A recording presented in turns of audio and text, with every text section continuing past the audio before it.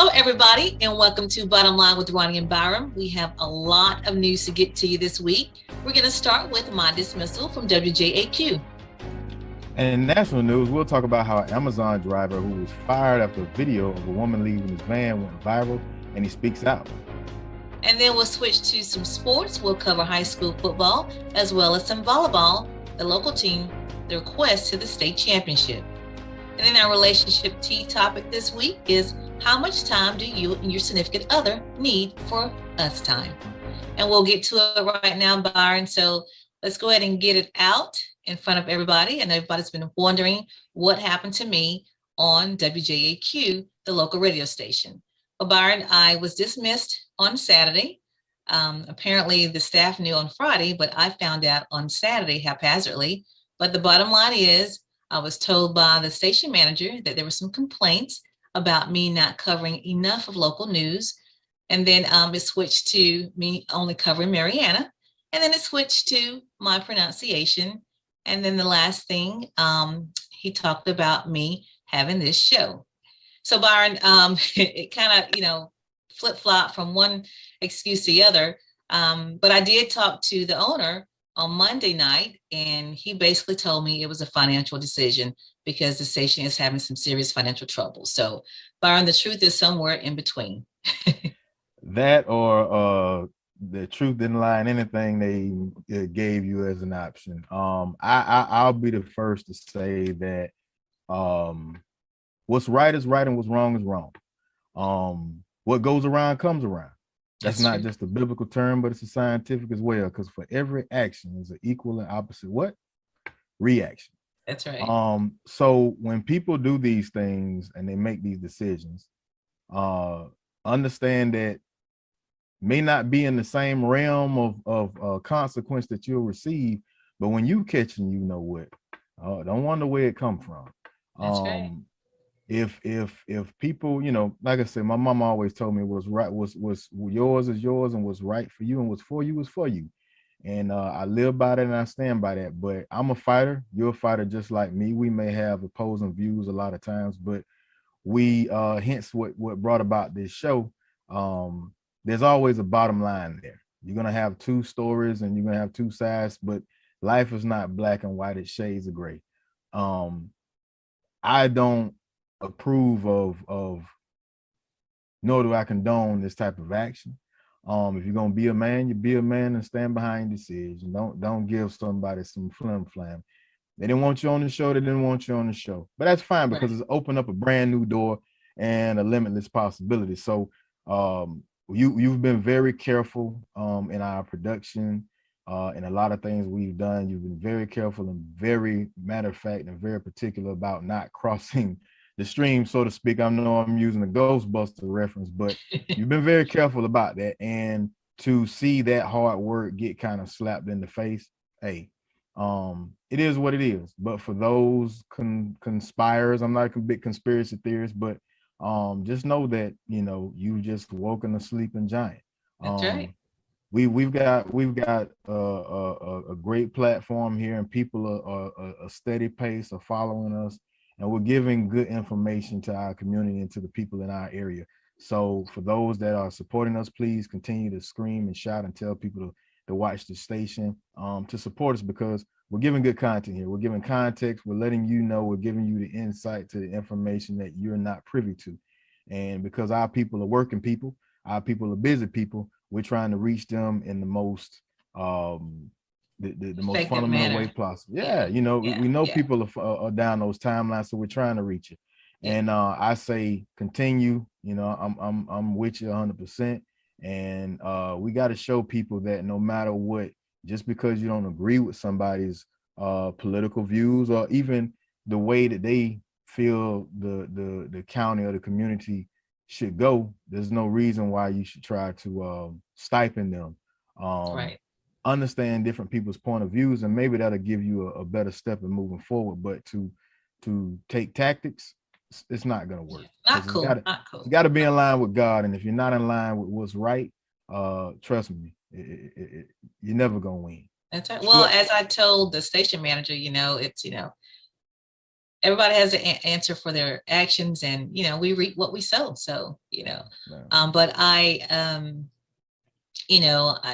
gotten a lot of calls, a lot, text messages, inquiring about why I'm not on the air. So I just kind of want to take this time to let everybody know, what happened, and the reasons that were given to me from two different people, the station manager as well as the owner. And you guys can kind of draw your own conclusions as to what the real reason is. So we'll leave it at that. But I do want to thank everybody. Thank you for your support. I was on the air for about 5 months and got nothing but positive feedback. Got love and support, and I really want to thank you guys for listening to me every morning and just basically encouraging me and really just supporting me. So you may not hear my voice anymore on that station. However, I'm sure my voice will be back on the radio at some point on another station. So thank you again, and thank you, Byron, for your support. Hey, we argue a lot, but it's cool. That ain't got nothing to do with how we move forward, because at the end of the day, it's about unity. If we pulling and we tugging, we still moving forward. We're not going backwards, and that's the whole point. So let that be a life lesson for those that want to hold things back or get in their little feelings. But I think this is probably the best move, because now we have a platform that we control. We control the narrative. Right. We control what information gets put out, and I think that's a better way to move and a way to operate. So hey, I think they just, like I said, I think they just opened another door, opened a chapter that we didn't even imagine about. And so hey, let's keep moving. So the news will continue to get to you on this platform. Byron and I will continue to bring you all the latest and the updates and the truth of what's going on in Jackson County and around the area. So there we go. So Byron, I do want to take this time and say the local and state news is brought to you by Brightweight Insurance. Brightweight Insurance is located at 2867 Caledonia Street in Marietta.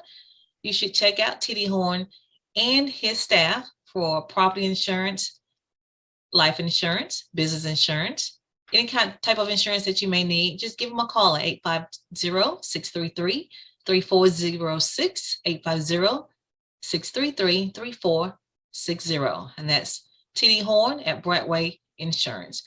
All right, I'm going to move to our next story, which is the Tourist Development Council here in Jackson County is basically seeing some upswing, Byron. They are on record to break, some records as far as visitors, coming here to Jackson County. I think the stats are, this is their 5th straight record year, and they've had about 1.2 million people to visit in 2019, and they are already, surpassing that now, and we still have 2 more months left. So the TDC is really, doing well. They went before the county commissioners on Tuesday night and gave them information. I think they talked about their bed tax is like 90%. I think it's 90% above last year's collections, Byron. So that's pretty good. And if people don't know what bed tax is, that's basically the tax that comes from the hotels in the county. So it says it's 90% higher than it was last year. What do you think about that? I think that would have been a better option to mess around if they had the ability than gas. but to increase the bed tax. Yeah, that's a little stab there. But I love it. I've been I know with the Emancipation Day Festival, it hit off, and I just want to point out, in the midst of a pandemic coming out of one, we had a great turnout. Looking forward to building on that tourism and bringing it even larger next FY. So I've been working with Miss Anderson, and yes, we've got some plans for some really big things. It's great to see that those numbers are coming in, and which reminds me, those that may want to get, just throwing something out there. This is just Byron and how his mind works. When you're talking about investments, maybe stocks and things like that. Airbnbs, Verbos, things like companies like that. I think tourism is going to really rise within this next year, because COVID vaccines out. Last year was kind of like everybody expected it to be the big surge. I think it's gonna come around. I think a lot of people are going to be willing to not just go to the typical tourism spots, even in Florida. Yeah, I think they're gonna come to places. Yeah, so look for Jackson County to be one of those places to benefit people. Even going to the beach and going to Panama City, a lot of times folks want to kind of venture off and find out some. Yeah, so well, it's funny you said that. I actually had a chance to talk to Christy Andreessen, the executive director for the Tourist Development Council, and this is what she told me. The biggest thing that's attracting tourists right now, especially post-COVID, is the fact that we have a smaller destination. We're more rural. We've got off the beaten path kind of things, and we have a lot of nature-based tourism. So our ecotourism, even the agritourism, things that are outside for people to do. But our historical and our cultural tourism have also seen an increase because people are just wanting to get out, explore more, and learn about the areas that are around them. So we're pretty hopeful for the future in tourism for Jackson County. And as always, we are super thankful for our county commissioners and county administrator for being champions of tourism. Wow. So Byron, as you mentioned, I mean, she mentioned it too, that, people are looking for something different off the beaten path to do. And Jackson County is sitting right here. So, that makes sense. It makes a lot of sense. So why the revenue is increasing. And so that's a good thing for the county. Very good. Yeah. So for a lot of people out there, if you got some, plans or aspirations to bringing something that adds to the culture and the identity of Jackson County, and host an event or do something different, I think this will be the time to break out and really get something going. She actually, I don't know if anybody knows this, but there's supposed to be a museum. There will be a museum housed on the old Dozier property, which is now Endeavor. And so that museum is supposed to encompass various pieces of the county, history, whether it's in Greenwood, Springfield. So if you guys have not reached out to Christy Andreessen or Linda Franklin, the president of NAACP, they are basically compiling information from all, entities of the county to basically bring all the history so they can put into the museum. And that's going to be a big draw as well. Okay. Yeah. And another thing, she said that they were going to use the increase in the revenue from TDC to basically, improve some of the existing attractions that we have here in Jackson County. So, all right. And then I'm going to move on to some state news. Byron, do you know about In-N-Out, that burger joint that's out west in California, my favorite burger place? Yes. So a few times being in 29 Palms, as a Marine, as an Army soldier, being in a couple of schools and things of that such, I've had the pleasure of going and having some In-N-Out. Matter of fact, my nephew, he took me to an In-N-Out, so he was like, that was his spot. So yeah. In-N-Out. Let me tell you, our governor had a call with the president of In-N-Out, and they're on Monday, just this week, and they're trying to get an In-N-Out burger in Florida. He and Jimmy Petronas, our chief financial officer for the state of Florida, they're really pitching, to this owner to try to bring an In-N-Out burger to Florida. And the reason being is because, they're in California and they've had to close some of the actual burger joints because they will not mandate vaccinations for their customers. And it looks like California is wanting them to do so. And so I guess they're looking to relocate. Now, I'll tell you, they have the best burgers and fries. You can't leave those out. It's both. They're the best burgers and fries. So if that comes here, I hope it's somewhere close, but my mind tend to think it's going to be somewhere probably in South Florida if it happens, not Northwest Florida. Oh, come on. That fry statement, that's a pretty bold statement. Pretty bold statement. But hey, I know it's gonna be a fight. Now Jimmy Petronas, he can't he can't lobby, he can't fight for it to come to Florida, not bring to Northwest Florida. Like, come on. You would think, he got to get one at least in Panama City or something. But yeah, hey, let the strategies and let the the talks begin. Hopefully that'll happen. Yeah. One person's loss is another person's treasure, I guess you'd call it. Win. Yeah, I kind of hate that because like I said, it's a huge thing out in California, especially LA. Like it's it's where everybody goes. But the Associated Press reports that several counties in Northern California require restaurants to verify customers' vaccination status, and if they are not vaccinated, then they can't come into the restaurant. So there lies the problem of why they are looking to possibly relocate. So we'll see. I don't know. And as another thing I wonder as well, how long do they intend that to last? Because as time progresses, vaccines, I would assume would more and more people would get vaccinated. Some cases would begin to go down regardless. So I wonder how long do they plan for that to happen? Now, would you want to lose an entire franchise like that for something that may last a year or less than, or you know what I'm saying? Yeah. I don't know. I don't know how long that mandate would last as far as checking people's vaccination status. Yeah. I don't know. I honestly don't see In-N-Out totally moving out of California. I don't see that because it's like the biggest, burger joint there.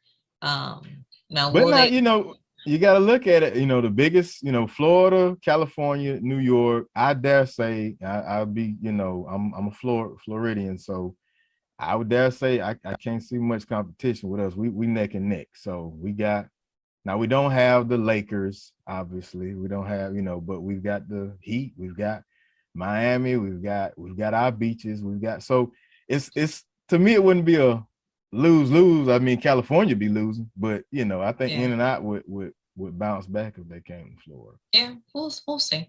So, but that's what I want to share with you. So be on the lookout for that, and we'll keep a close tab on it as well. And the last thing I want to mention is we have a person in Jackson County that just turned 100 years old, and that's Felix Long Sr. He turned 100 on November the 8th. And Byron, you can show that photo. Yeah. There you go. There he is. Happy birthday. Yeah, November the 8th. The Jackson County Board of County Commissioners acknowledged him at the meeting on Tuesday night. And basically, I think it was a good thing. I actually reached out to his daughter-in-law and just kind of wanted to see kind of what his take is on longevity, being 100. And this is what he told me. He said, this is what she told me. He said, when asked about some of his life gems, he said, breakfast is the most important meal of the day. He also believes that we should show compassion and give a hand up, but never look for a hand out. So his health tips are this. He includes snacking on fresh fruits and vegetables and drinking lots of water and taking his short walks around his yard. Says during the summer days, he can be seen sitting in his swing under the old magnolia tree while in deep thought. And during the winter months, you're more likely to find him sitting near his beloved fireplace watching old Westerns. And then when you asked him what's his secret to long life, he said, God's grace and mercy for showing him favor and longevity. They say he's a simple man with simple pleasures. Yeah. He's cheating. He's not giving us the seeds. Hey, I'm trying to take the notes. Some vegetables. Yeah, he said vegetables, fruit, and water, and walks, and walks. Y'all better take these notes. I know. But he did say, he said, the secret is, God's grace and mercy, and showing him favor, and basically his family. So he's just a simple man with simple pleasure. So look at those photos, and I think that's great. I just makes my heart just kind of flutter when I see someone making it to 100 years old, because there's so much going on now, Byron, that's taking people out. So when you see this, you gotta say, hey, look at this. This is a great example. Again, he turned 100 on November the 8th, and that was the Reverend Felix Long Sr. That's who he is. So, and that's it for the local, state, and news coverage. This has been brought to you by Brightweight Insurance. They are located at 2867 Caledonia Street in Marianna. Again, contact TD Horn and his staff at 850-633-3460 and get you some insurance, whether it's life insurance, property insurance, business insurance. They have it all. They're open Monday through Friday, 9 to 5 p.m. and Saturdays only by appointment. Okay, but check out TD and his staff at Brightway Insurance. What you have for national news? Okay, so for national, before I begin, People's Funeral Home, because we care, we're here when you need us. Long Granbury Funeral Services Incorporated, doing business as People's Funeral Home, Marianna and Battle Mortuary, Panama City, offers services that is within the reach of all. Our caring staff is available 24/7 when the need arises. The services are designed to commemorate the life being remembered at a suitable price for all. Give Cephas and Gwen a call at 850-482-2233 or simply stop by for more information. That's People's Funeral Home. Before I begin, we had the Marine Corps birthday. From the halls of Montezuma to the shores of Tripoli. Shouts out all my Marine brothers and sisters out there. Happy birthday, happy belated birthday. Marine Corps birthday is always better than your own birthday. Hey, Charlie Company and 8 Tanks, everybody, loving being a tanker, loving do what I do. So shouts out, happy birthday. And then the next day, Veterans Day. So shouts out to the United States Army and everybody, the Coast Guard, the Air Force, the Marines, the Navy, National Guard, the Reserves, everybody. So shouts out to all my Army brothers and sisters out there. Hey, we do it up. And thank you everybody for your service from every war, every battle. It is because of what we do. I know a lot of us, we lose those out there, and we have our feelings as military servicemen and women. But a good friend of mine that passed not too long ago, he told me something. He said, you know what, I hear you guys talk about stuff like that all the time, but you served. And I thank you, man. So thanks, everybody. Awesome. We appreciate all the veterans, Byron, for giving their service to our country. And so can't go without saying, we appreciate you and everybody that have just put their lives on the line for us to have freedom. So we really are grateful for you guys. So happy Veterans Day, even though it was yesterday. Thank you. So my first story, attorney for a man who was paralyzed at the Travis Scott show, shows the tragedy at Astroworld wasn't a surprise. So if those don't know the story behind rapper Travis Scott, he had this big festival, promoting his album Astroworld in Houston, Texas, and it was extremely a lot of people, but 8 people were confirmed that died, ranging from ages 14 to 27. In this story brought to us by BuzzFeed, the attorney of this man who was paralyzed after falling during a Travis Scott show in 2017 said that the deaths from that festival were just the latest instance of Scott encouraging chaos at his performances. His song lyrics encourage violence and injury at his concerts, attorney Howard Hershenhorn told BuzzFeed News, pointing in a particular to Scott's song Stargazing. So in the point that he makes, and it's a very good point, that Travis Scott, in his years of shows and performing, this is kind of his modus operandi. And being in the I'll say this, being in the criminal justice field, people tend to follow a pattern, whether it gets worse or it stays the same. It typically follows a pattern. So for instance, in 2015, Travis Scott was arrested within minutes of starting his set at the Lollapalooza in Chicago after telling fans to climb over security barricades. He later pled guilty to reckless conduct. In 2017, he was accused of inciting a riot at a performance in Arkansas, in which he allegedly again encouraged people to push past security. So multiple people were injured, and Scott ultimately pleaded guilty to disorderly conduct. So it looks like this is something that he does. Now, I will say this from a being an anti-terrorism officer and being involved in the physical security and things of that such, and doing events, security, in my opinion, is, and your crowd control is like your most vital. I mean, it's the most important part. Because you never know in parking, but you never know which direction people will go. So you want to make sure you're heavily staffed up to be able to deal with that situation. Now, when you promote, you know exactly the type of size of a crowd that you're anticipating, and looks like to me the account of the piece got thrown way out of the mix. I mean, you don't have any type of threat assessment. Anytime you do an event like that, there's going to be a threat assessment. So basically, you're going to say, okay, how many people do you anticipate? You look at the artist, you look at their style of music, you look at the type of crowd that's going to come, and you're gonna have as many staff people there for that type of event. He didn't have anything. Too many people, Byron. I saw the photos. He didn't have anything. Way too many people. Way too many people. Yeah. Which throws me into the other story where a man that was hired to actually do security, he said that it was severely understaffed, and he walked away from it. He said, I'm not going to do it. The gentleman's name was Darius Williams, and he was hired to be an event staff and security for the festival, and he was basically honest. He said it was pretty vague exactly what their roles would be, and then when he looked at it, he was like, it would be one person per 500 to 1,000 people. So it looks like to me he set himself up. He wanted this to be, that's kind of how his mantra or his style is, to have these mosh pits and have people kind of going crazy, running over the stage and trampling over things, and it flipped. I mean, we've seen concerts with Michael Jackson, Diana Ross. They've had huge concerts where people pass out. You never heard about somebody dying, let alone 8 people.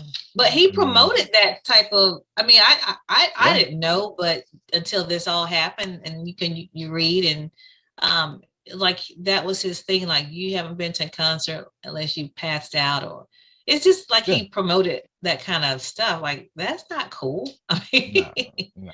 Yeah, so that's not cool. I think it would be. To me, I think it's going to be more legal civil cases and things like that come out from this. Whether or not he bounced back, whether or not it's the promoters and to include himself that succumbs to this, I don't know, but it's definitely going to be more people come out. But in that, in that story, this gentleman was saying, hey, he saw it coming because he experienced the same thing, and hopefully, my thoughts and prayers go out to the victims, to the families of those victims. And you go to a show and you shouldn't lose your 14-year-old or your child, or people getting injured and stuff like that. That shouldn't happen. So, but who else is going to be liable to? Live Nation. They were the promoters. Yeah. I mean, once again, because kind of how his shows go. It would be one thing if he promoted his shows that way, but he was like crazy had every police department, fire department, every 3-4 security companies, and if he was heavily staffed, that'd be one thing. But you promoted it that way, your style, your everything is one way, and then you don't even have enough people out there to secure the place. It spells for proper planning permits that type of performance, so it end up happening. You get what you set up for. So, and my next story, it was a video that went viral. I think I saw it on Instagram, but it was an Amazon driver. I'll show it to you real quick. It was an Amazon driver who was fired after this video of a woman leaving his van went viral, and he speaks out. And the video has now been viewed 11.6 million times, showing this woman wearing a black dress, no shoes, being let out the back of the van. The delivery driver was fired, and Amazon released a statement to TMZ. He said that Amazon said that this does not reflect the high standards we have for our delivery service partners, and their drivers. Now the man who has lost his job has spoken out. He said that, you know, I think his name was Taiwan George. George was asked multiple times by a reporter what he and the woman were doing in the back of the van. He just laughed and claimed that he was simply doing his job of delivering packages. He said that she was a friend, and he said that I honestly felt like losing my job was the most that they could do to me. There was no packages reported missing, nothing was reported stolen. It was just the incident went viral. He added that he suspected he was going to lose his job anyways once he realized the video had gone viral because Amazon is quote unquote strict. George added that, as he said that was a one-time incident. Honestly, I thought I did what any other man in America would do. It is what it is. So go ahead, man. Yeah. So go ahead. He said he did what anybody would have done, and hey, it is what it is. So but at the same note, Terry Crews, he faced backlash for involvement in an Amazon commercial. So Amazon basically flipped that into a positive to advertise, you know, for jobs. But it was earlier this week, the 53-year-old actor, we know him as Damon on Friday after next. He shared this 30-second video with his 20 million followers on a video shared on TikTok. I heard that Amazon was hiring a bajillion people and thought I'd take a look for myself, Crews says at the beginning of the ad. So in the video, Crews can be seen performing tasks and giving everybody an apparent inside look at what it is to work in an Amazon warehouse. And then towards the end, he reveals that Amazon employees are said to have the benefits like paid tuition and flexible hours. So many fans got mad at him because some people, you know, they're not pleased with Amazon. And, you know, a lot of them were saying, hey, he's wearing this, you know, watch that Amazon workers, you know, wouldn't be able to, it's like half of their salary and all that type of stuff. And I mean, I think they were kind of going in. Sometimes people just get a little too petty with stuff. Hey, you know, that's what celebrities do. They do ads. They get paid to do ads, and hey, what's the harm? So Byron, let me understand. So you're saying that people are mad at Amazon because they fired the guy? Is that what it is? No, they're mad at Terry Crews because he did the commercial. I know, but why are they mad at him though for doing a commercial? Are they mad at Amazon? That's what I don't get. So what it's saying, you know, some people are like, you know, I guess they're disgruntled employees or saying that Amazon is, you know, not a good employer.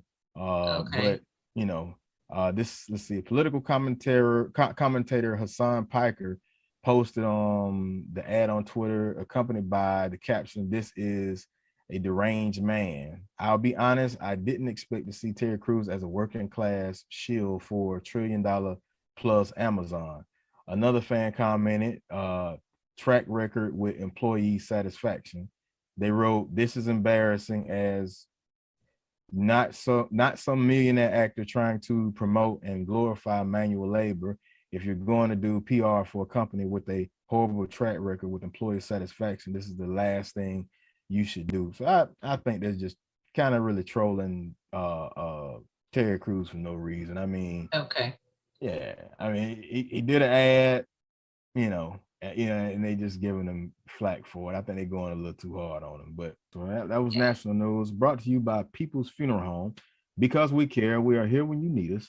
Long Granbury Funeral Services Incorporated, doing business as People's Funeral Home, Mariana and Battle Mortuary, Panama City, offers services that is within the reach of all. Their caring staff is available 24/7 when the need arises, and the services are designed to commemorate the life being remembered at a price suitable for all. Give Cephas and Gwen a call at 850-482-2233 or simply stop by for more information. That's People's Funeral Home. Okay, and we'll move on to our sports. We have Mariana High School will be playing tonight in Baldwin, Florida. And last week they beat North Bay Haven 20-0, so they just shut them out. So that's how they were able to advance. So we'll keep an eye on that. But that game is tonight at 5:30. And then tomorrow we have Sneed's in the semifinal championship, the state finals. So they will actually play this school. I never heard of this school either, but the school is called Dixie. You heard of that? Nope. No? Dixie either. So Sneads will be on their quest to another championship. They play tomorrow at 2 p.m. in Sneads. And if they win that game, they will be headed to the championship for 1A volleyball in Fort Myers. So we'll keep our eye on that. But they are definitely, looking pretty good. That school is actually, Byron, is in Cross City, Florida. Dixie is. Dixie, so still don't know where it is, but still no taking no bells there. Yeah, but Sneads volleyball, I mean, they're kind of like, I guess, in 9th year straight, I think, just really going for it, even though this year was a little tough for them. But they still made it, and I we'll see how they do tomorrow against Dixie. So that's the volleyball game in Jackson County in Snead. So be sure to check that out if you can. That's at 2 o'clock. And then we will switch to college football. I think Bluntstown is in the playoffs as well, Byron. Okay. I think they are too. So I have to follow up with that. But then for your college football action tomorrow, we do have some games. We have some Florida State and Miami play in Tallahassee tomorrow at 2:30 ESPN. That was a crazy time when it was wide right, wide left, right. I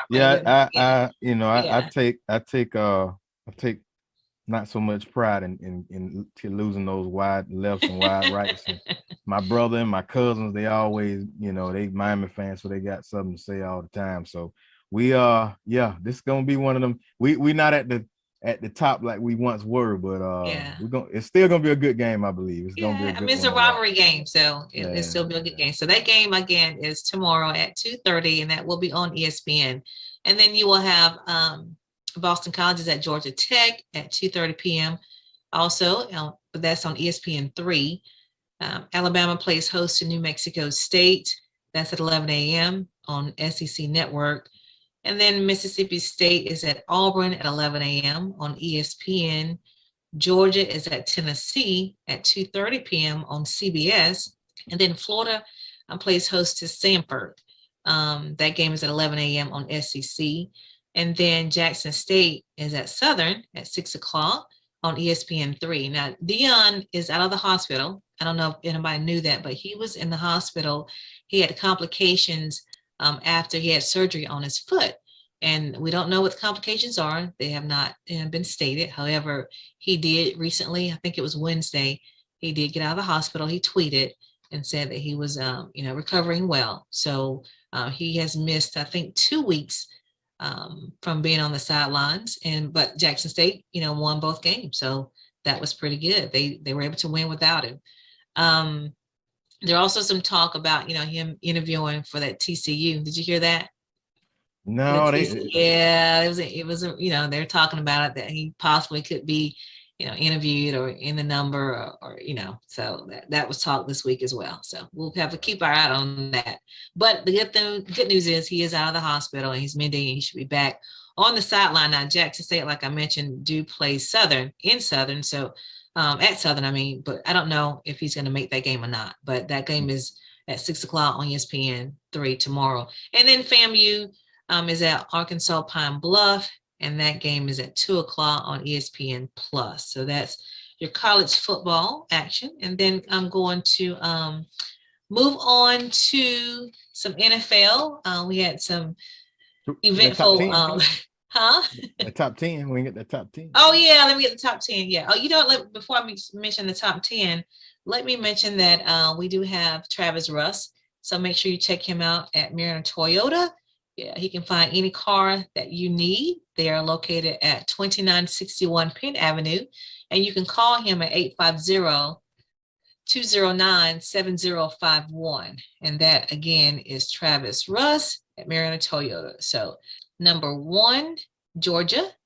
Number 2, Alabama. Number 3, Oregon. Number 4, Ohio State. Number 5, Cincinnati. Number 6, Michigan. Number 7, Michigan State. Number 8, Oklahoma. Number 9, Notre Dame. And then number 10, Oklahoma State. So that is your top 10 in the AP poll. Okay. Again, y'all check out Travis Russ. So let's move on to some NFL, and many people probably have, watched this or kind of heard about this, but the guy that was driving so fast that he ended up killing a young lady and her dog.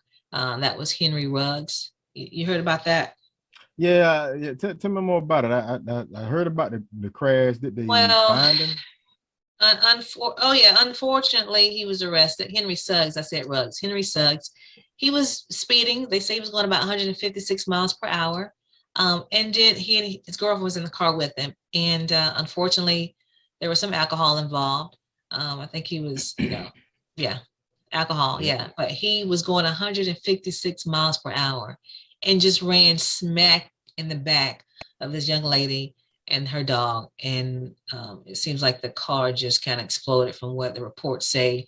And they both died, the young lady and the dog. So he's facing like felony charges, for that fatal car crash. And he's in some serious trouble. I mean, he Yeah, it's really sad. Yeah. It really is. They're charging him with DUI, reckless driving, in addition to the other charges, because he killed somebody. It just I mean, I'm not trying to give him out by any means, but 157 miles an hour. I'm questioning whether or not you was on some suicidal, liquor. I mean, alcohol will do a lot, but 156, that's pretty fast. Yeah. I'll test one out just like anybody, but 156 on a regular road and you're not on a track. Yeah, that's you know. Well, it said it was more than his alcohol level was more than twice the actual Nevada's legal limit. So that is. He had been at a Top Golf location drinking, and then he went to a friend's house, and then he drove home, and then of course that's when he just was, it was just sad, just very, very sad. He went to Alabama. Yeah, I know that. Yeah.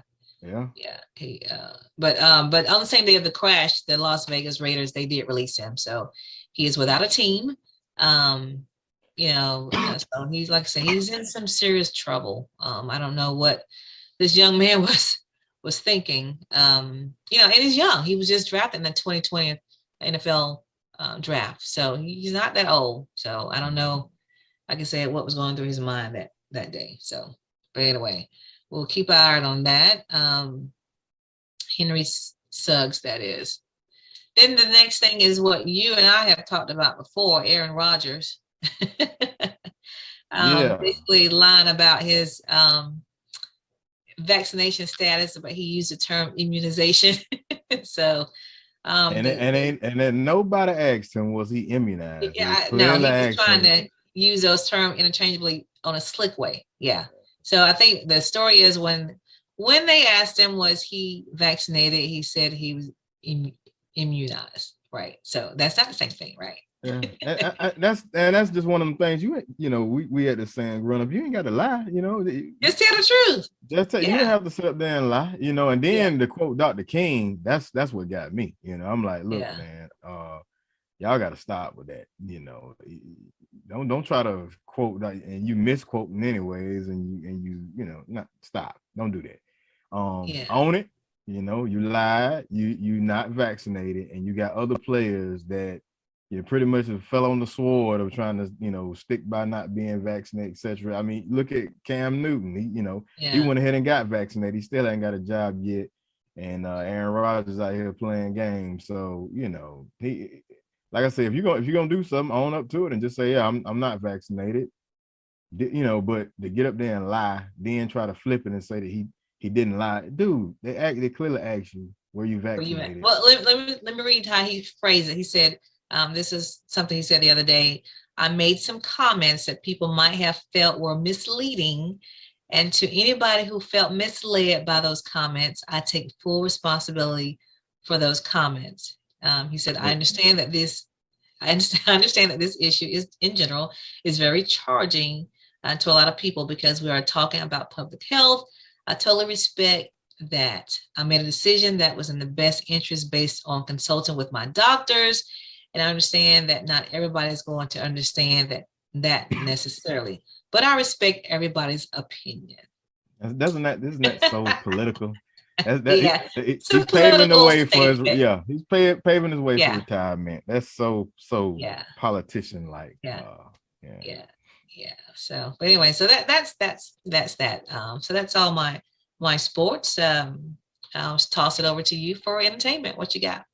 So entertainment. Speaking of entertainment, 2Egg TV.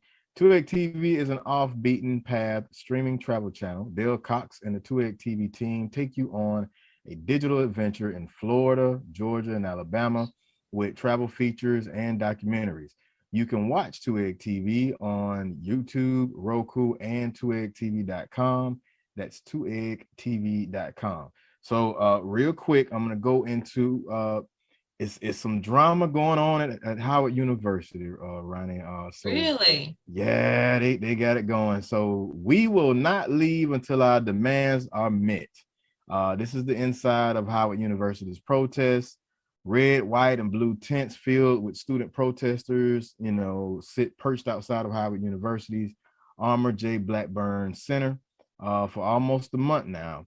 These demonstrators have gathered, bringing attention to concerns about health and safety of those living on the campus. So in a nutshell, they're complaining of, there's mold and bad living conditions in the dormitory. Wow. Dormitories there. So there's a back and forth. So the Live movement is one of the organizations that are kind of heading us up. National Student Coalition for Historically Black Colleges and Universities.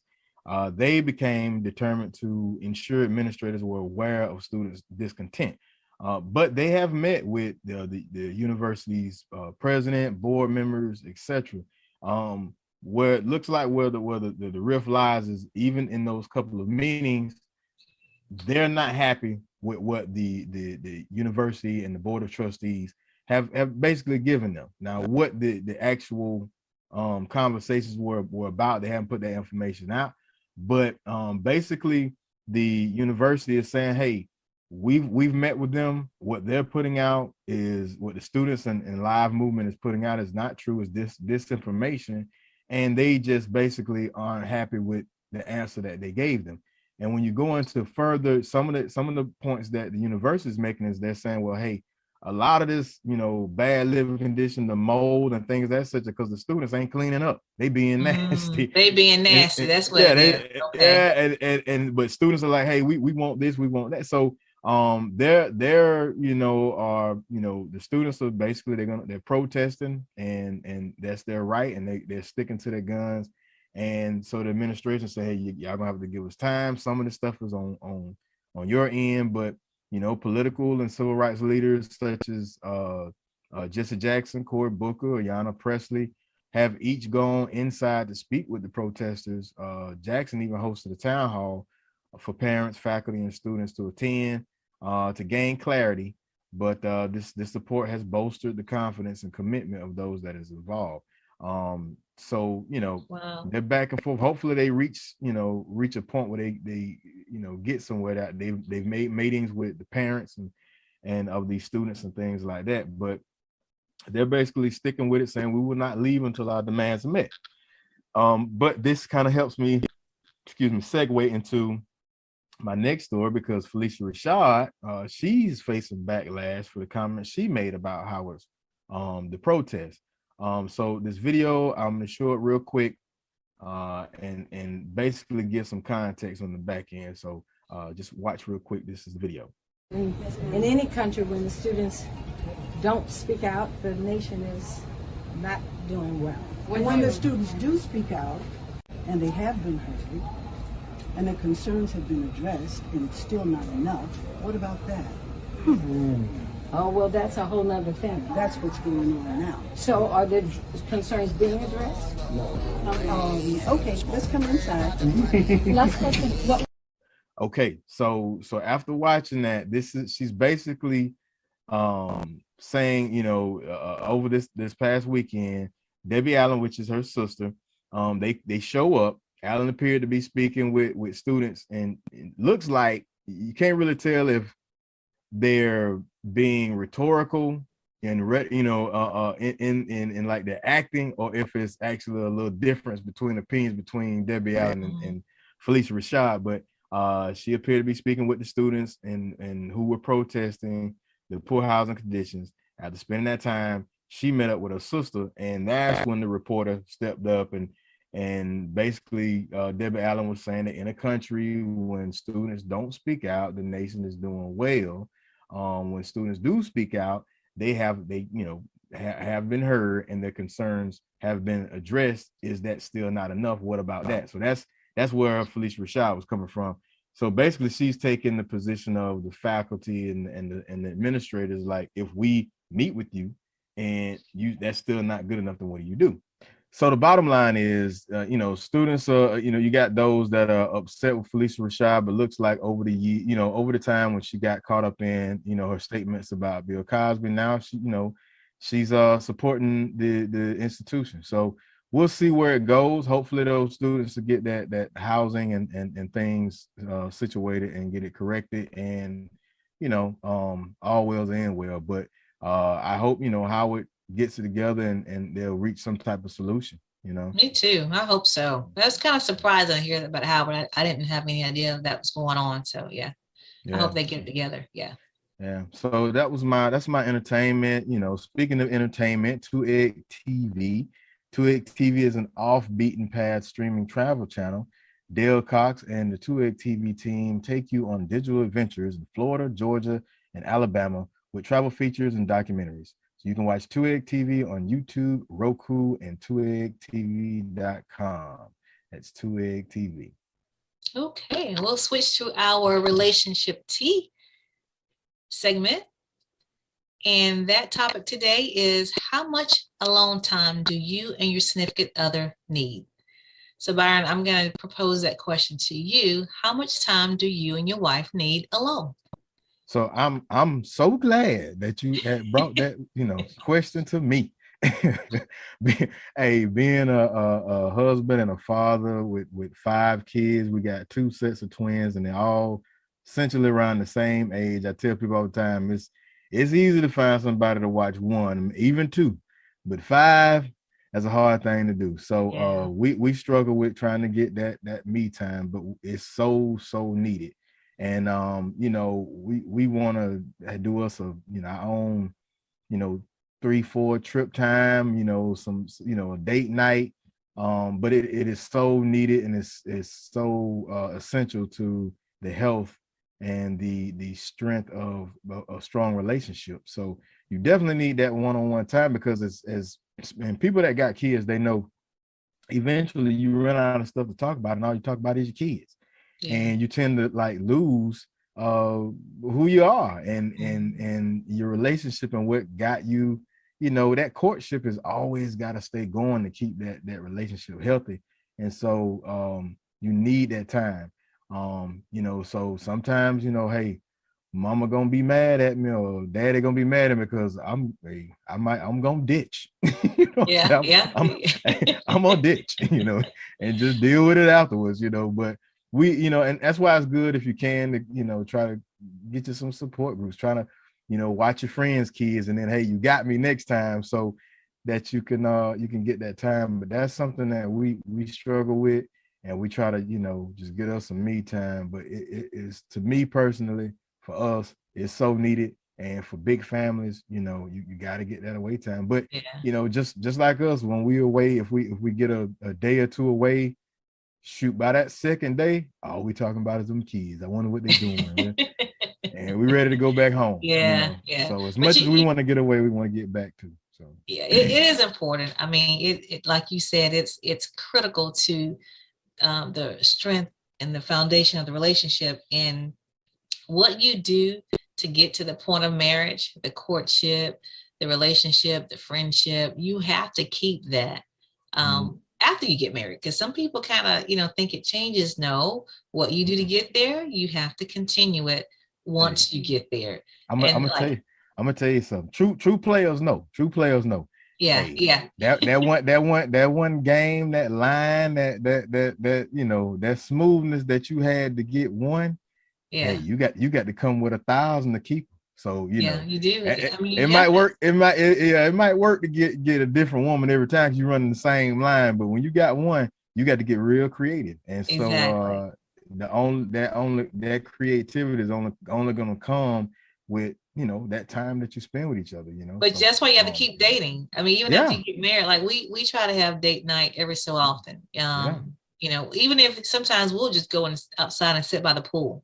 Mm-hmm. And that's our, we'll just have that alone time. If we don't go out or go to dinner or whatever, or go for a drive sometimes, but just to have that alone time. And it's important because you kind of, with the hustle and bustle of, you're working or like you said, kids, and we have a teenager, so she has to be here, has to be there, and a lot of times, you just kind of get thrown, and you're passing each other. You're not, really talking.